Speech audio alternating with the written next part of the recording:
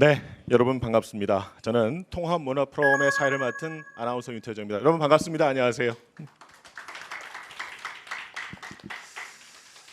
오늘 통합문화 프로그램을 어떤 주제를 할까 고민을 좀 했어요. 남과 북이 함께 할 수 있는 공통 주제, 공통 문화 하다가 아리랑을 떠올렸거든요. 그런데 이 아리랑마저 남과 북이 서로 달라지고 있다. 그런 안타까움에 봉착하게 됩니다. 그래서 오늘은 아리랑 얘기를 여러분과 함께 좀 해볼까 해요. 아리랑이 우리에게 주는 의미, 그리고 남과 북의 아리랑이 이지가 되고 있다면 이걸 어떻게 받아들여야 되고 우리가 여기서 어떤 해결책을 찾을까, 그 얘기가 오늘의 주제라고 볼 수 있겠습니다. 과연 남북한이 공유할 수 있는 문화적 유산이 무엇이 남아 있을까 고민하다가 아무래도 남과 북이 함께 부를 수 있고 공유할 수 있는 노래는 역시 아리랑이 가장 먼저 떠오를 수밖에 없습니다. 그런데 민족의 대표민이라고 할 수 있는 이 아리랑마저도 분단 이후에 남북한 간에 많이 달라져 버렸고 더 달라져 가고 있다고 합니다. 2012년과 14년에 남북한이 각각 유네스코 무형문화유산을 등재를 했거든요. 따로따로 서로 등재를 했다.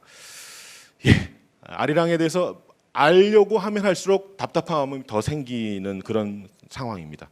이 마음을 배인규 교수님 먼저 풀어주셔야 될 것 같아요. 네. 어떤 상황입니까 도대체? 네.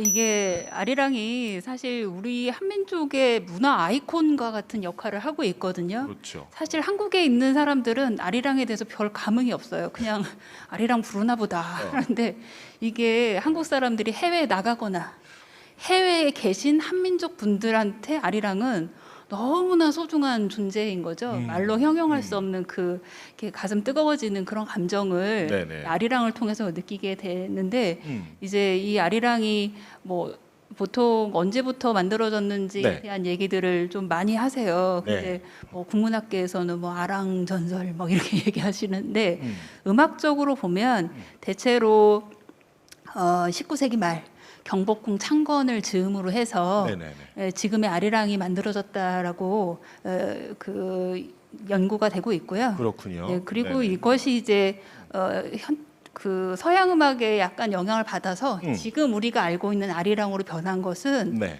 1926년 이후의 일이라고 알려져 있습니다. 그렇습니다. 네. 배규 교수님이 오늘 가장 많은 부담을 듣고 계신데 부담을 조금 잠깐 덜어놓으시고요. 네. 아리랑의 위상이 북한에서 어떨지 궁금해요. 한국과 비교했을 때는 도대체 어떤 정도의 위상을 가지고 있을지 궁금하더라고요. 첫 스마트폰의 이름이 아리랑이라고 들었어요. 그래요? 그래서 그렇다는 게 엄청난 의미를 가지고 있는 게 아닌가 싶어서 네네네. 북한에서의 아리랑의 위상이 대단하지 않을까라고 추론을 했었거든요. 네네네네. 정말로 그런지 좀 어. 그 이름에 어떤 의미가 있는지 어허. 여쭤보고 싶습니다. 일단 두 분 질문만 맞죠? 또 또 있어. 비슷한 이제 아까 맥락인데 네, 같은 아리랑을 북한의 젊은이들은 알고 있을까? 이런 게 가장 궁금하더라고요. 아리랑의 위상은 우리보다는 훨씬 더 크게 느끼고 있는 것 같아요. 북한의 경우. 네네. 북한에서 2010년 이후에 아리랑 민족이라는 말까지 만들었거든요. 아리랑 민족? 네. 네네네네. 김일성 민족, 아리랑 민족 이런 이야기까지 하는 걸 보면 아리랑에 대한 그 의미, 가치 네네. 부여는 네. 남한 우리 대한민국에 있는 사람들보다는 네네. 훨씬 더 크게 작용하고 있고 우리는 옛날 민요 정도로 생각하는 거에 비해서 네네. 북한에서는 계속 현재 진행형으로 사용하고 있는 것 같습니다. 그 정도 답변. 또 우리 두 분 박사님들. 네, 예, 네. 사실 아리랑을 북한이 늘 강조했다기보다 어떤 계기들이 있을 때가 좀 많았던 것 같습니다. 네네. 근데 그게 다 북한에서는 이제 체제나 어떤 지도자와 연결지어서 그 아리랑이라는 용어나 표현이나 또는 어떤 음악을 사용을 할 때 조금씩 부각이 되는 경우가 있었고 네네. 그렇다는 거는 역으로 이제 아리랑이라고 하는 것의 의미와 중요성이 끊겼던 적은 없었을 것으로 또 이제 생각이 됩니다. 네. 그리고 특히 김정은 체제 들어와서 네네. 이제 아리랑을 우리의 민족 유산으로 정립을 하고자 하는 그런 노력들이 조금 더 강화되고 있기 때문에 네네. 추세상으로도 그 아리랑을 통해서 남북이 이게 공유할 수 있는 만남의 장들의 가능성은 과거보다는 더 높아질 수 있다 이렇게 생각을 합니다. 네, 좋습니다. 네, 그 2014년에 이제 네네. 유네스코에 등재할 때 음. 북한이 아리랑을 음. 어떤 노래로 정의를 했냐면은 음. 우리 민족의 그 애완뿐만 아니라 한민족의 정체성을 가장 잘 보여주는 노래다라고 그렇게 정의를 했었거든요. 그래요. 예, 네, 그리고 네. 그 또 통일을 염원하는 음. 그런 노래라고 정의를 했기 때문에 그 우리 한민족이 사실 그 지난 일제 강점기 이후에 전 세계에 뿔뿔이 흩어지는 아픈 역사를 갖고 있잖아요. 이제 네. 우리가 흔히 이제 민족의 디아스포라라고 표현을 하는데 네. 그 디아스포라를 이렇게 어떻게 묶어내는 하나로 묶어내는 그러니까 정체성을 담으면서도 묶어낼 수 있는 접착제 역할을 할 수 있는 노래가 바로 아리랑이다라는 생각이 듭니다. 네. 그 역할을 아직도 할 수 있다. 그렇죠. 아리랑이 우리가 지금 부르고 있는 이 아리랑이 영화 나온규가 직접 감독과 주연을 맡은 영화 아리랑과 어떤 의미가 있는지 이건 제가 드리는 질문입니다. 어느 분이 답변해 주시겠어요? 네, 사전에 준비된 대본대로라면 제가 맞는 걸로 되어있습니다. 맞습니다. 네, 네. 그러니까 지금 이 현대적인 아까 그 배 교수님도 말씀해 주셨는데 네. 이렇게 네. 지금 우리가 익숙한 이런 선율의 아리랑은 네. 1926년, 27년 그 당시 때 이렇게 어느 정도 만들어진 것들입니다. 그게 1926년 그 네, 당시. 그때 이제 선풍적인 이렇게 그 흥행을 일으켰던 영화가 방금 말씀하신 나온규의 아리랑인데 네네. 그때 이제 그걸 계기로 민요 아리랑도 다시 우리 민족들에게 널리 불리게 된 그 계기가 된 영화죠. 이 영화가 무성 영화입니다. 무성 영화. 네네. 1926년에 촬영하기 시작해서 1927년부터 32년까지 이제 전국 방방곳곳에서 상영이 됐고 그 당시에 네. 이제 흥행 1위를 하던 네. 굉장히 핫한 영화인데 우리 지금으로 치면 천만 영화 같은 존재죠. 오. 무성 영화는 소리가 나오지 않는 영화입니다. 네네. 그래서 혹시 들어보셨는지 모르지만 변사라고 해서 그 상황과 대사를 대신 말해주는 사람이 필요해요. 제가 그 시절에 있었으면 변사 해보고 싶어요. 뭐 어떤 그때요, 것이었다. 뭐 이러면 이렇게 하는 그 변사가 필요한데 변사는 보통 이 무대 오른쪽에 그 불을 켜고 앉아가지고 그러면 전체- 화면이 뒤에 있고 그렇죠. 예. 불을 켜고 변사가 앉아 네. 있고. 네. 그래서 이제 상황을 설명하고 네. 이제 이야기를 하게 되는데요. 네네. 이 아리랑이라는 노래가 전국적으로 퍼지게 된 것은 이게 실시간으로 연주되는 음악이었기 때문에 그런 거예요. 실시간으로 연주가 된다? 네. 그 영화관에서 직접. 네. 오. 처음에 이 아리랑은 단성사에서 이 개봉이 됐는데요. 예예. 단성사의 그 당신 다 무성 영화이기 때문에 악단이 다 단성사 그 영화 소속 악단들이 있는 거예요. 소속 악단. 네, 그래서 단성사 영화사 소속 악단. 그렇죠. 단성사 영화 극장 소속 악단인 거죠. 오. 그런데 이제 악단들이 대부분 그 재즈 밴드 같은 그런 형태예요. 그렇겠죠. 예, 그래서 바이올린, 뭐 기타, 그다음에 약간의 타악기 종류, 뭐 아코디언까지 뭘 해서 그게 상황을 설명해주고 조금 더 부각시켜주는 역할을 하게 되는데 네네. 이 지금 선생님께서 말씀하신 것처럼 네. 마지막에 영진이가 끌려갈 때 네. 거기서 아리랑 노래를 부르게 되는 거예요. 그러니까 이제 막 그 안타깝다 하는 마음이 저절로 들겠죠. 그것도 생음악으로. 그렇죠. 그런데 이게 공전의 히트를 치면서 전국적으로 이게 다 생음악으로 연주가 되는 거죠. 요즘 그냥 시체말로 라이브 공연이네. 그렇죠. 야. 그러면서 그것을 한번 딱 듣고 가락이 너무 쉽고 가사도 어렵지 않으니까 바로 사람들이 네네. 그것을 따라 부르게 되면서 곡장에 나갈 때 바로 흥얼거리면서 나갔다고 그래요. 그 정도로 굉장히 인기가 있었고 그것이 이제 소위 천만 영화 정도 되고 그렇죠. 해외에도 네네. 되고 하니까 많은 사람들이 그 영화를 보고 그 노래를 기억하게 되는 거죠. 이해가 됐습니다. 이제 사실 그 남북이 연습 안 하고도 약속 안 하고도 저절로 썼던 게 이제 정전협정 조인식이라든지 이럴 때 포로 교환할 때도 약속이나 한 것처럼 각각 연주를 하고 이런 것들처럼 계속 이어져는 왔어요. 50년대 그다음에 이제 지도자 그 이제 주체 사상이 강조되면서 70년대 가극 있잖아요. 피바다라든지 71, 72 거치면서 이제 피바다나 아니면 밀림 얘기 나오고 있는 그런 부분들에서 이제 일부 사용은 해요. 또 80년대에는 이제 김정일 체제로의 이행하면서 형상화 그래서 지도자 형상화해서 그 소설이 아리랑이에요. 그리고 또 그 뒤로 90년대에는 이제 동구권 붕괴를 했기 때문에 민족이라고 하는 부분들이 중요해지기 시작해서 뭐 아리랑 축전이라든지 이 아리랑이라는 단어를 쓸 때는 이유가 네. 북한은 아무렇게나 쓰는 경우는 없기 때문에 재외동포라든지 또 정통성을 강조하고 싶거나 그러니까 북한 쪽이 많이 또 갖고 있는 어떤 그 강점들을 부각하고 싶을 때 사용하는 경우가 많습니다. 이제 결정적으로 2002년 이후로는 이제 김일성을 기리면서 대집단 체조 예술 공연 아리랑이 10년이나 이어지면서 외국에서도 또 우리나라 입장에서도 이제 아리랑이 가지고 있는 그 위상 자체가 지도자를 형상화할 때 나오는 그 정도의 의미들을 담고 있어서 네. 그래서 사실 그 스마트폰 같은 경우에도 그만큼의 자신감이나 또 자립 뭐 주체 이런 걸 강조하고 싶거나 뭐 자동차 같은 것도 만들었다 그럴 때 아리랑자를 붙이거나 해서 좀 자신감의 표현이거나 정통성의 표현을 하고 싶을 때 사용하는 경우가 많이 있습니다. 과연 그렇다면 아리랑이 굉장히 소중한데 이 아리랑이 왜 어쩔 수 없이 이지라가 남과 북이 되게 했는지 그런 배경도 좀 알고 거기서 이지라가 되는 것을 멈출 수 있는지 아니면 이렇게 좀 서로 복구할 수 있는지라는 얘기는 아무래도 배인규 교수님의 발제를 듣고 나서 본격적인 얘기해야 될 것 같은데 어떻게 마음의 준비는 제가 대신 나가서 할까요? 그러시게요. 네. 그러면 우리 배인규 교수님 멋진 발제 우리 박수 한번 드릴까요? 네, 예, 좋습니다.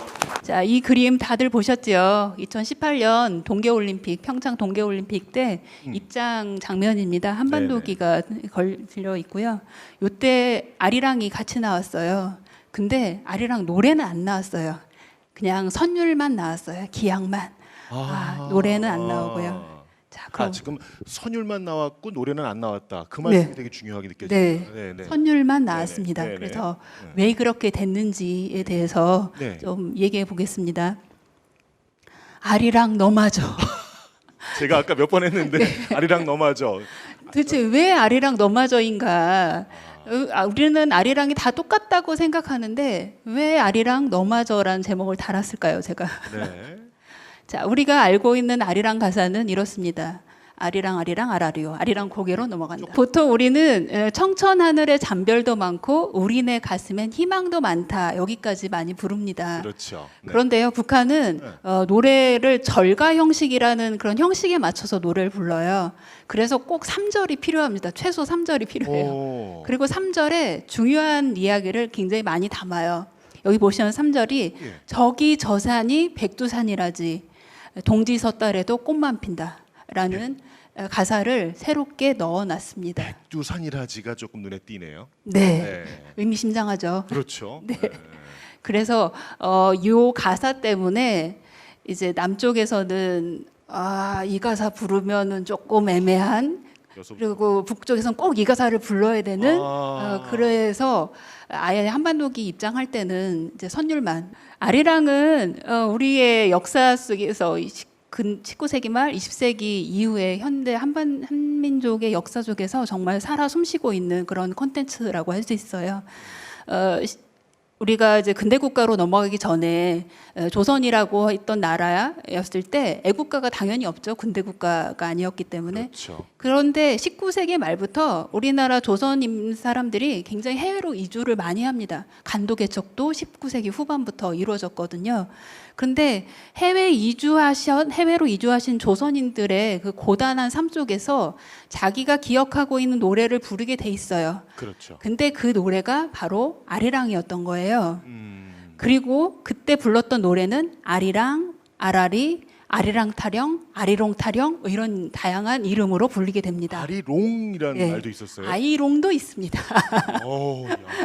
그런데 이때 불렀던 노래는 우리가 알고 있는 노래가 아니에요. 이거는 나훈규 영화 이전에 나왔던 노래여서 강원도에서 영향을 받아서 만들어진 그러니까 대원군 시절에 만들어진 노래예요. 우리 지금 노래랑 조금 다른데 우리가 알고 있는 아라리요 이렇게 되잖아요. 근데 네네. 아리랑 아라리요 오오 전혀 다르네요. 아리랑 고개로 넘어간다 이렇게 부르는 노래입니다.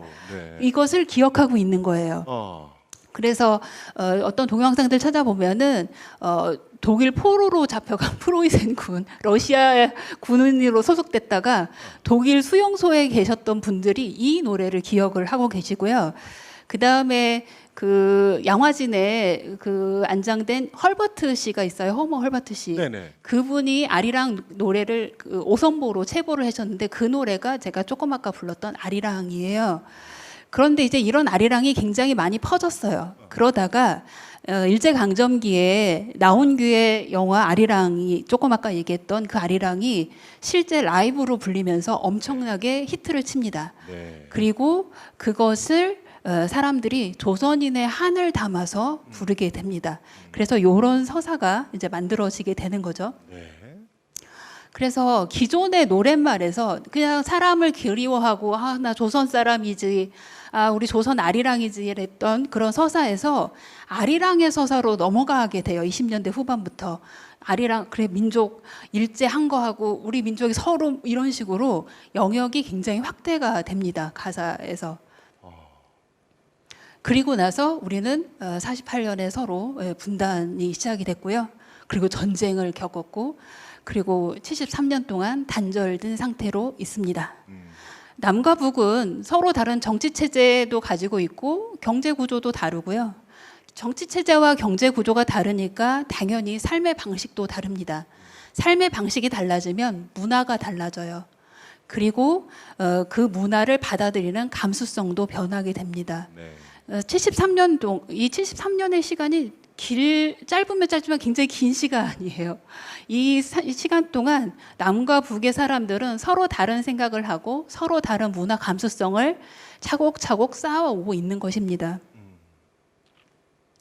자, 그래서 북한의 경우에는요, 기존의 민요들을 좀 많이 바꿔요. 우리는 전통 민요를 좀 잘 보존하고 그 다음에 그 원형에 대한 그런 것들을 보존하려고 하는 그런 시간들을 많이 가졌습니다. 그에 비해서 북한에서는 그런 노래를 부르면 지금의 사람들이 좋아하지 않고 옛날 노래라고 치부하는데 민요는 우리 삶 속에 계속 있어야 된다라고 주장을 하게 된 거예요. 그래서 민요를 다 편곡을 합니다. 편곡을 하는데 막 그 합창으로도 편곡하고 그리고 노래 가사를 다 북한 사회주의 체제에 맞게 다 바꿔요. 아이고. 특히 이 모란봉이나 양산도 이런 노래는 네. 평양의 아름다운 절경, 사회주의 평양의 아름다운 절경을 찬양하는 가사들로 채워져 있다고 알려져 있습니다. 그렇군요. 네. 그리고 그거에 더해서 새로운 아리랑들을 많이 만들어냅니다. 네. 이 교수님께서 아까 말씀하셨는데요. 네네. 중요한 순간순간에 아리랑을 사용한다고 말씀을 하셨어요. 이 북한 같은 경우는 1990년대 후반에 선군 정치를 하면서 김정일이 이제 선군 정치의 시발점으로 이제 천령을 넘어서 뭔가를 했대요. 그래서 천령과 관련된 소설도 굉장히 많아요. 네. 그래서 그 천령과 관련된 아리랑. 그다음에 이 간산봉에 울린 아리랑은 네. 그 김정일의 친모 김정수 그분이 이제 간산봉에서 아리랑을 불러서 그걸 신호로 삼아가지고 일본군을 이렇게 무찔렀다는 그런 내용을 담고 있는 노래고요. 그다음에 뭐 군민 아리랑, 강성부흥 아리랑, 통일 아리랑은 다 이제 김정일 시대에 만들어진 아리랑이고 네. 만복의 아리랑은 이제 네. 김정은 시대에 만들어진 아리랑입니다. 그렇군요. 아. 네. 그런데 이제 이런 노래들을 네. 실제 좀 들어보셨으면 좋겠는데요. 네네. 뭐 제가 자료가 좀 없어서 좀 찾아서 들어봐 주셨으면 좋겠다는 생각을 하는데, 알겠습니다. 자, 김정일이 항상 했던 말이 있어요. 우리 민족은 맑고 곱고 우아하고 유순한 민족입니다. 이런 말을 했어요? 네. 그래서 목소리를 낼 때도 맑고 유순하게, 네, 네. 소리를 낼 때도 말을 할 때도 우아하게, 아하.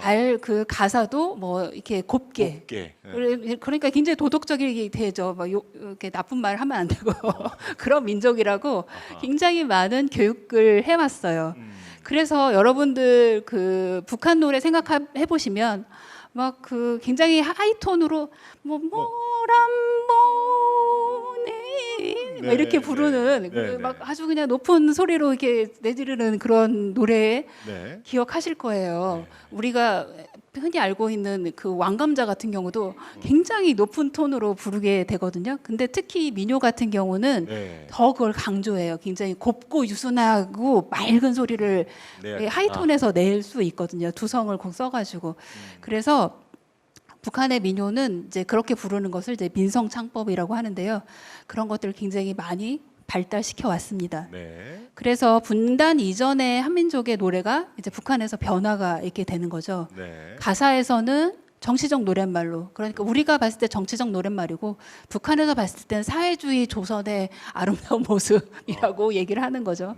네. 정치적 노랫말로 바뀌고 표현 방식은 우리가 민요 가수들이 쓰지 않는 우리나라 사람 과거에 민요를 부르셨던 전문가들이 쓰지 않은 네. 새롭게 개발된 민성 창법으로 아이고. 부르도록 강요하게 되고 그것을 현재까지도 유지하고 있습니다. 네. 아하. 자, 그래서 다음에 제가 이제 제목을 아리랑과 동상이몽이라고 지어놨습니다. 어떤 의미일까 궁금합니다. 네. 네, 우리는 아리랑 하면요, 아까도 얘기했지만 민족적 서름, 일제에 대한 한거, 막 안타까움, 뭐 보고 싶은 우리 가족, 뭐 이런 식의 그 사오사를 생각을 합니다. 그렇죠. 그런데 북한에서는요, 김일성의 항일혁명으로 굳어져요. 우리 아까 가사 보셨죠? 백두산. 그렇죠. 거기에 포인트가 있습니다. 자, 백두산 미령 비석이에요. 위대한 수령 백두산 미령 백두산이 북한의 항일혁명의 근거지였다라고 이제 선전을 하는 거죠. 네. 또 한 사진 하나는요. 혁명의 성산 백두산 김정일이라고 하는 이제 걔네들 표현으로는 글발이 있습니다. 근데 우리는 민족의 성산 백두산이라고 보통 부르죠. 그렇죠. 그런데 북한은 혁명의 혁명의 성산 성산 백두산입니다. 그래서 같은 노래를 부르지만 다른 거예요. 생각이 달라진 거죠. 이렇게 생각이 달라진 것은 유네스코 등재에서도 나타납니다. 네. 우리는 2012년에 아리랑 한국의 서정민요라는 이름으로 등재를 무형문화유산으로 등재를 했습니다. 네. 이 무형문화유산으로 등재된 아리랑은 네. 전국에 흩어져 있는 수많은 아리랑들이 다 포함된 거예요. 아리랑이라는 글자가 들어있으면 다 아리랑 민요라고 인지를 한 겁니다. 네. 그에 비해서 아까 말씀하셨던 것처럼 북한 같은 경우는 조선민요 아리랑이라고 해서 2014년에 등재가 됐어요. 2012년에 우리가 등재한 걸 보고 네. 아마 이제 자극을 받아서 2014년에 북한에서 등재한 것으로 보입니다. 자, 남북에 이제 이렇게 달라졌는데요. 그러면 우리가 이제 통합을 얘기해야 되잖아요. 그럼요. 네. 그런데 물리적인 통합은 참 뭐 말로는 쉬울 수 있지만 사실 사람들 사이의 감성의 통합, 이런 감수성의 통합이 더 중요한 문제입니다. 같이 살아도 마음이 안 맞으면 맨날 티격태격 하거든요. 네. 그래서 이걸 어떻게 할 수 있을까라는 걸 조금 말씀을 드려볼 건데요. 우리 먼저 북한에 대한 막연한 두려움을 좀 제거할 필요가 있지 않나라는 생각합니다. 우리는 북한을 그동안 굉장히 무서워했어요. 사실 처음에는 북한의 경제 성장세가 굉장히 빨라서 우리보다 훨씬 더 잘 살았던 시기도 있었습니다. 그렇지만 지금은 상상할 수 없는 격차가 벌어지고 있습니다. 거의 200배 수준으로 차이가 나고 있고요. 그리고 뭐 군사적인 것뿐만 아니라 굉장히 다양한 면에서 북한을 압도합니다. 그럼에도 불구하고 우리는 북한 노래 이거 끌려가는 거 아니야? 북한 책 이거 보면 무서운데 이렇게 생각을 한다는 거죠. 네. 과거에는 그걸 보고 홀릴 수 있지만 지금은 홀릴 상황이 아니거든요. 그리고 많이 이렇게 공개된 영상의 댓글들을 보면 우습다 뭐 그런 이야기도 많이 나오고 있어서 네. 북한에 대한 막연한 두려움을 좀 가지지 않을 때가 됐다라는 생각을 하고요. 네. 그리고 남북한의 아리랑뿐만 아니라 노래, 더 나아가서 문화가 다르다는 것을 좀 인정할 필요가 있지 않나라는 생각합니다. 네. 틀려가 아니라 다르다. 달라. 틀린 거는 바로 잡아야 되잖아요. 그렇죠. 다른 것은 인정해요. 같이 갈 수 있는 시발점이 될 수 있거든요.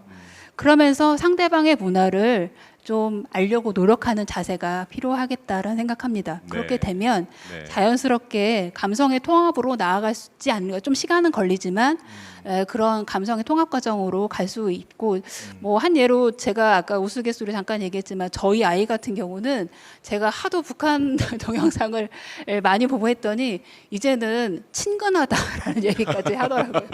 굉장히 아이가, 익숙해지고 친근하다, 뭐 낯설지 않다라는 얘기를 하더라고요. 그래서 많이 접하는 게 중요하다라는 생각을 하고요. 그래서 하나의 사실 컨텐츠를 놓고 서로 다른 생각을 하기보다는 떨어져 있더라도 같은 생각을 하는 그런 이상 동몽으로 가야 되지 않겠나라는 생각을 했습니다. 네. 그래서 아리랑부터 다시라는 아. 제목을 넣었는데요. 유네스코에 이제 독자적으로 등재가 돼 있는데 이제 공동 등재를 추진하고 있어요. 2019년에 씨름이 남북한 공동 등재로 들어간 콘텐츠이거든요. 그래서 이 아리랑을 다시 공동 등재하도록 좀 제안할 필요가 있다. 그러면서 분단 이전에 민족적인 정체성 그리고 민족의 공유했던 문화를 좀 알릴 필요가 있고 그래서 남북을 넘어서 코리안의 노래로 제중 조선인이던 제중 조선족이던 제일 조선인이던 해 미주의 한인들이건 이렇게 모두 다 코리안으로 묶을 수 있는 그 컨텐츠로 아리랑이 자리매김해야 되지 않겠나라는 생각합니다. 교수님께서 정말 고민을 많이 하셨다라는 흔적을 느낄 수 있었어요. 네, 배 교수님의 이렇게 발제를 들어보니까 우리 한민족의 분단 역사만큼이나 이 아리랑도 참 우리 민족과 함께 희노애락을 함께 해왔구나라는 생각이 들었고요. 그래도 이 사실 분단과 단절의 시간이 길어지면 길어질수록 다시 만났을 때 좀 어색해지는데 그래도 이 어색함을 좀 메꾸고 다시 이렇게 하나가 되는 데는 이 네. 아리랑만한 게 또 없구나라는 그런 생각을 했어요. 그러니까요. 결국은 아리랑이에요, 네, 그렇죠? 그렇죠. 네. 네. 사실 그 정말 아리랑부터 다시 그 슬로건이 굵고 짧고 심금을 정말요? 울립니다. 그래서 앞에 단어만 바꾸면 씨름부터 다시 뭐 이렇게 해서 움직였듯이 윷놀이부터 다시 김장부터 다시 네. 태권도도 남북의 ITF 그다음에 WTF 갈라져 있는 것처럼 태권도부터 다시 해서 앞에 붙일 수 있는 게 얼마나 많을지를 찾아보는 게 참 중요할 것 같고 네, 네. 유네스코에서 가장 중요하게 생각하는 것 중 하나가 일단 다양성도 있지만 현재성 부분을 강조를 하고 있어서 그렇죠. 지금 우리가 부르고 있는가 사용하고 있는가 하고 있는가 그래서 앞서 질문 주셨던 부분 중에서도 네. 젊은 세대들 북한에서 젊은 세대들도 아리랑 알고 부르고 있는가 그래서 굉장히 중요한 그 질문을 주셨던 것 같아요. 오히려 우리는 모르진 않지만 우리가 부르는 것보다도 때로는 북한에서도 더 열심히 부르고 있을지도 모르는 상황들이 생긴다면 그렇죠. 그런 게 부끄럽지 않게 현재 우리가 적극적으로 사용하고 부르고 있어야 유네스코 문화유산의 그 자격들이 있다.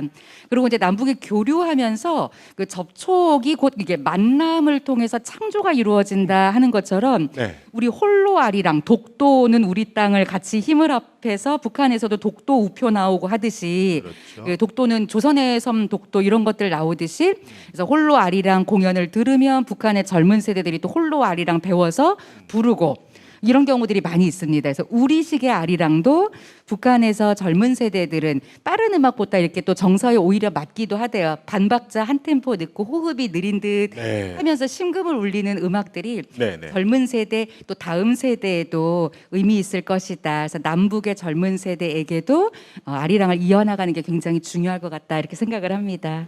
가령 독일 같은 경우는 네, 네. 저희하고 분단된 상황이 좀 많이 달라요. 그렇죠. 예, 네, 왜 네. 그러냐면은 동독 주민이나 서독 주민들이 뭐 라디오를 듣는다던가 TV를 시청한다던가 서로 고향을 방문하거나 이런 게 다 허용이 됐거든요. 그렇죠. 네, 그렇기 네. 때문에 우리처럼 완전히 이렇게 단절된 그런 분단이 아니었기 때문에 네, 네. 그 문화적 이질성이 우리만큼 크진 않았어요. 근데 물론 이제 거기도 정치 체제가 다르니까 어떤 문화의 양식들이 점점 좀 달라지기는 마이크를 좀 이렇게. 예, 달라지기는 하는 네, 했지만 네. 우리만큼 심하지 않았다. 그리고 또 일찍 이제 통일이 되면서 서로 이제 자연스럽게 서로 섞이고 이렇게 침투하면서 그런 네. 문화적 이질감이 이제 서서히 이제 해소되는 그런 과정을 겪었기 때문에 그렇죠. 좀 우리랑 바로 똑같다라고 보기는 좀 네. 사실 그 동요나 그 오래됐던 계몽기 가요라고 부를 수 있는 그 분단 전에 불렸던 노래들은 처음에는 북한이 낡은 것으로 생각했던 경우도 있었지만 또 여러 가지 내외부 필요하다라는 측면에서 특히 90년대 이후에는 복원하는 경우들도 많이 있었어요.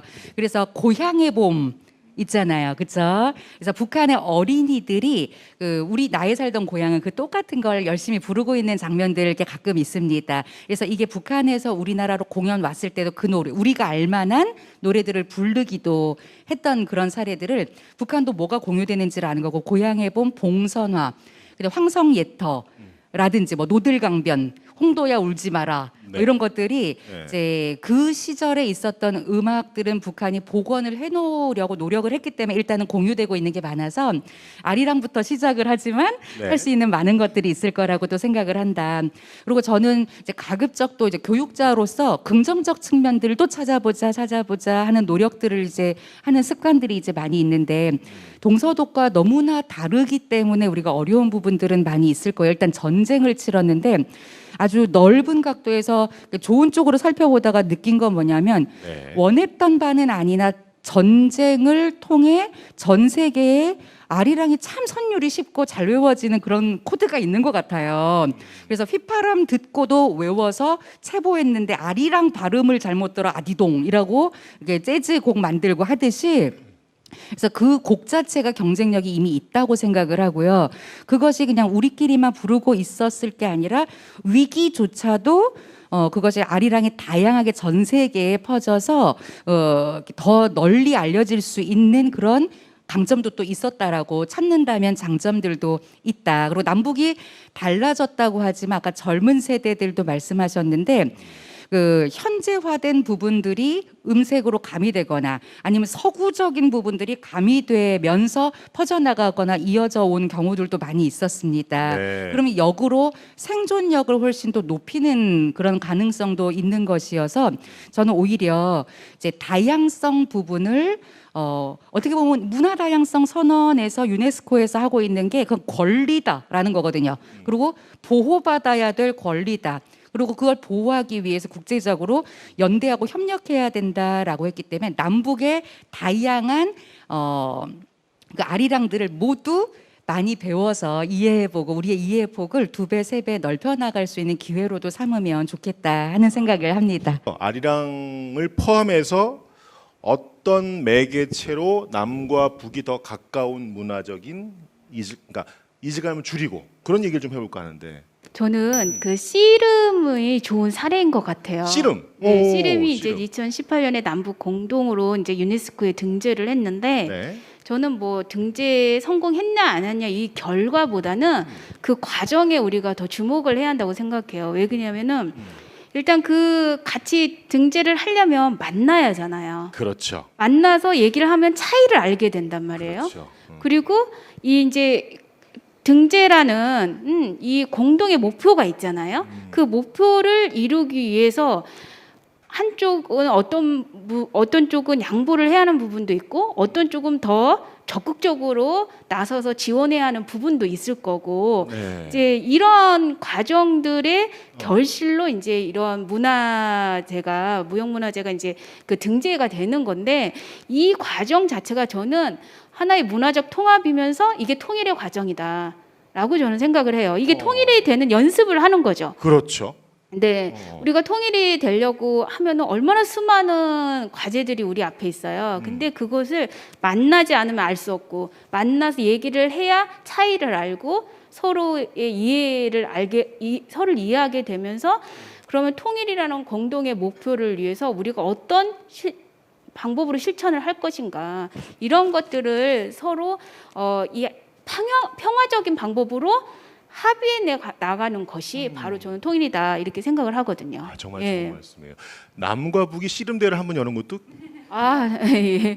이제 그 전에 이제 여러 가지 규정들도 이제 우리가 디테일에 악마가 있다고 이제 좋은 의견입니다. 네. 네, 또.